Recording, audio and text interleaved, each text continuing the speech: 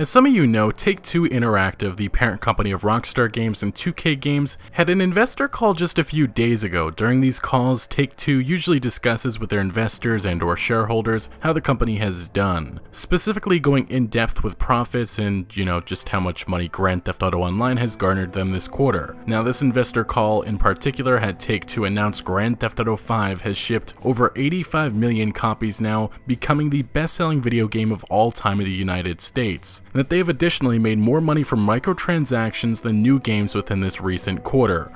Oh, and also Red Dead Redemption 2 is still on track for a spring 2018 release. Guess that's good to hear. But the most worrying and notable thing that was said during this investor call comes from Take-Two CEO Strauss Zelnick, who said, quote unquote, "We've said that we aim to have recurrent consumer spending opportunities for every title that we put out at this company, which means microtransactions will be in every single title moving forward."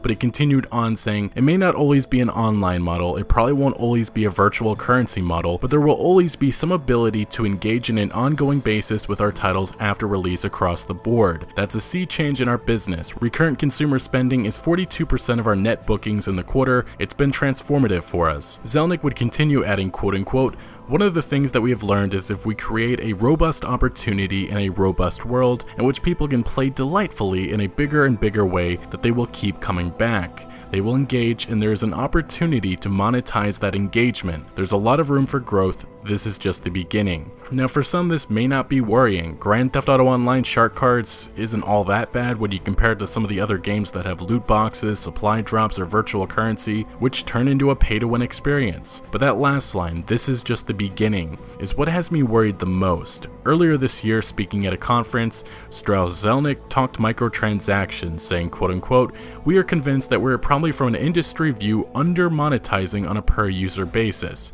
because I guess they haven't made enough money off of Grand Theft Auto Online. But he continued saying, "There is wood to chop because I think we can do more. We can do more without interfering with our strategy of being the most creative and our ethical approach, which is delighting consumers. We're not going to grab the last nickel." That last line would be encouraging if this was just Grand Theft Auto Online that we were talking about, because as I said earlier, Take-Two owns Rockstar Games and 2K Games, which released NBA 2K18 just a few months ago. This game in particular has been met with tons of criticism because of its outrageous microtransactions.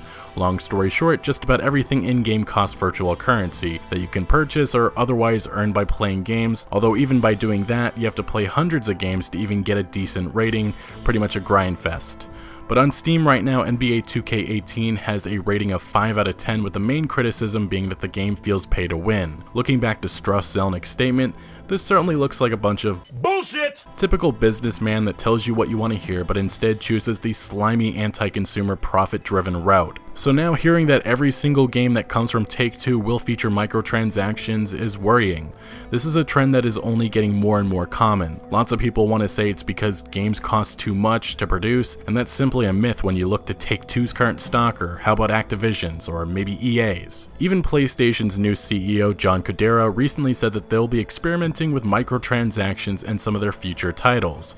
Microtransactions aren't always bad. Some games have made some decent use of it, like Grand Theft Auto Online, which to be honest has tons of DLC that is free, but when you have Strauss Zelnick complaining that they haven't made enough money off of Grand Theft Auto Online, that certainly has me worried, and NBA 2K18 certainly shows that they're capable of including shady anti-consumer microtransactions. So this all but confirms that Red Dead Redemption 2 will have microtransactions, which isn't surprising, but this also means anything else made by Rockstar, like maybe Bully 2 or Grand Theft Auto 6, will feature microtransactions, which again may not be too surprising, but when you look to some of 2K Games properties like BioShock, which has been long rumored to have a new installment in the franchise being developed by 2K Marine, which makes me question how the hell do you incorporate microtransactions in a single player game unless it's something like Middle-earth Shadow of War, which is a bit scary. Other than just BioShock, Borderlands 3, which is currently in development, seems like it will now incorporate microtransactions, and then you have to look at other franchises like Mafia and Civilization, which may include this moving forward. Microtransactions are here for the foreseeable future,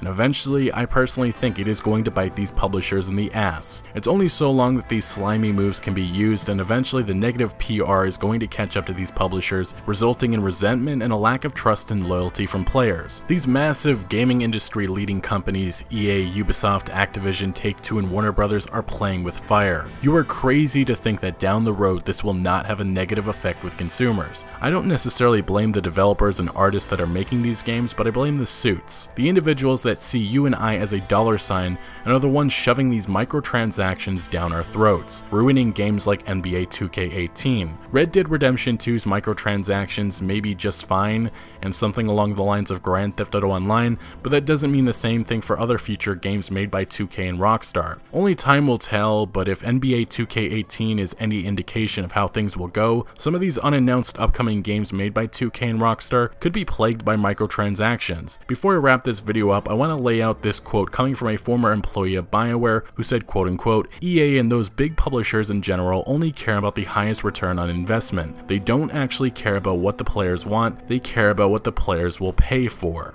Anyway guys, what do you make of this recent news? Let me know your thoughts in the comment section below, and make sure to like the video if you found any informative value, and I would say if you enjoyed, but things like this aren't exactly to get excited for, unless you have access to maybe Bill Gates' bank account.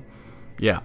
But also consider subscribing for all the latest news on huge upcoming games, and I'll see you later.